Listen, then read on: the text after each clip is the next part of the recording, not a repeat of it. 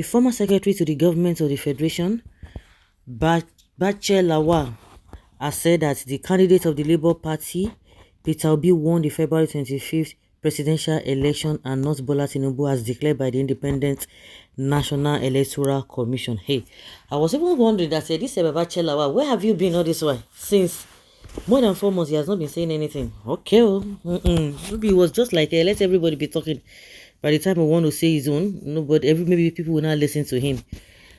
Meanwhile, Politics Nigeria report that Lawal made the declaration in a statement on Tuesday. According to him, available factual data has aggregated from the several independent sources indicated that Obi got the majority votes while Atiku came second in the election. He claims Tinubu came a distant third in the number of votes scored. Lawal said he had resisted the temptation to engage in the contemporary political discourse since the election. Of course, I said it. Since the election, because he needed time to analyze and digest the data that led to the outcome, and because the rainy season had just set in, he needed to focus on his farms. He added that the current topical issues for political discourse inquiry were whether or not Bola Tinubu won the presidential election and that he was a priori qualified to participate in the election given his murky biodata, and as is now being publicly unveiled daily in an avalanche.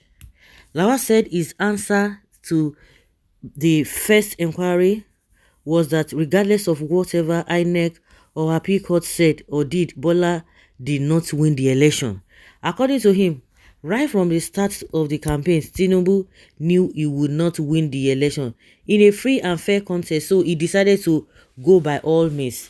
Lawal said his answer to the second inquiry was that given the now unfolding deluge of uncomplimentary information about who or what Tinubu actually is, ordinarily sound ethics and morality should have convinced him to voluntarily excuse himself from participation in the election. However, Lawal said that he believed Tinubu had time and opportunity to save himself from public humiliation and embarrassment to his person, both locally and internationally, by resigning so that he could give more attention to his health. He said leadership is all about integrity, sound pedigree, trustworthiness, and the ability to unite and instill hope and confidence in the people one seeks to lead. In these qualities, most Nigerians are in total agreement that Bola has them in very, very short supply indeed. In all this is like the leadership, trustworthiness, ability to instill hope and confidence, that he has them in very, very short supply indeed. But now, 6 months down the line, the chicken has come home to roost as Nigerians have come to the realization that we have not got what we deserved politically. Confusion and despondency is now all over the nation as no one trusts the government to do what it says it will do. No one trusts the leader, and no one trusts appointees who are appointed as reward for their roles in the election or who had in the past helped him in his life. Bola, the president, and his group are now in government and are in full control of Nigeria's vast resources and opportunities.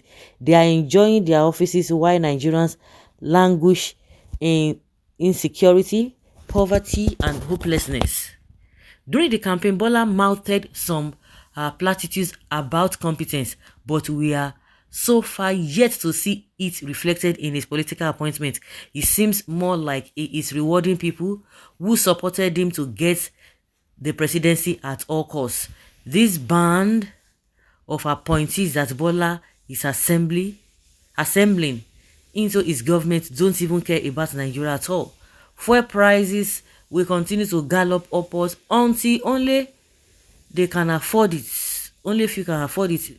The naira will continue to raise downhill in a free fall until only they can afford anything in the markets.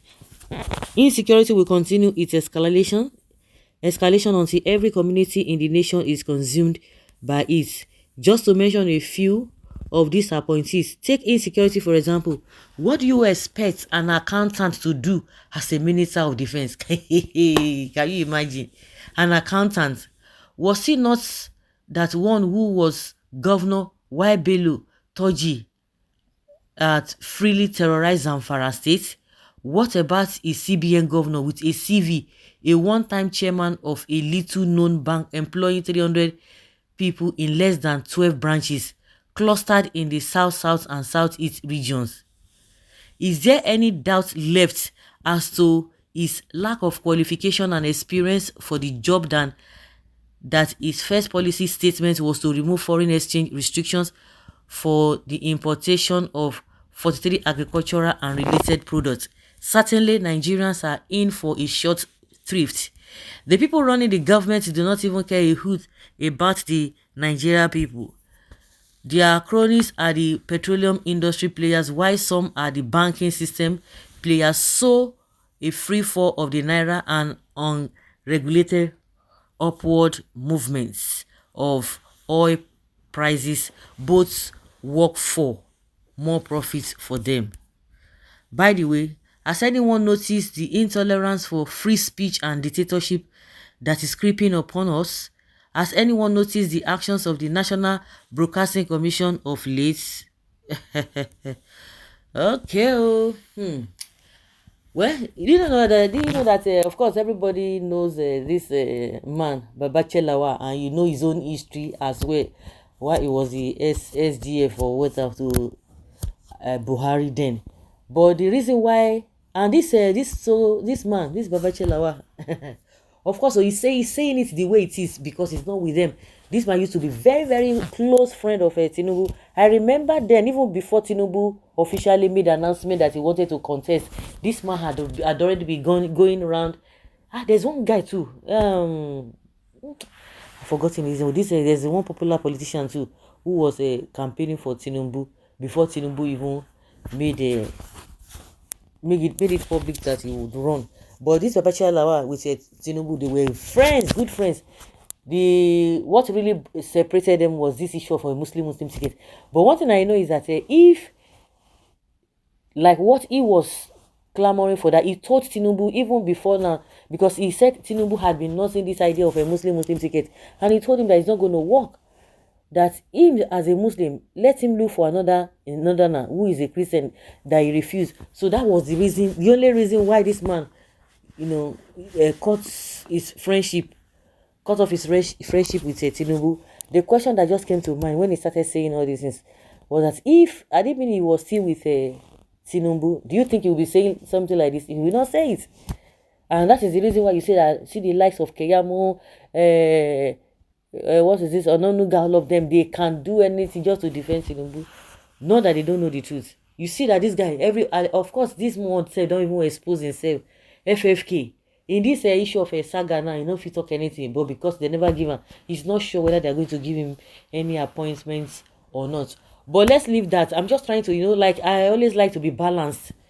I'm just giving the background of this Babache Lawal. Like I said, because he's not with them, he can say things the way they are because his eyes will be closed. Majority of the people who are defending Tinubu now, they are blinded with their selfish interests and what have you. Wow. So the bone of contention now again, because this man talked many things, the bone of contention now is that Tinubu did not win the election. He said he has been able to do his own findings, put one or two things together, and came to the realization that Tinubu never won the election. So guys, let's say your opinion and have your take on this.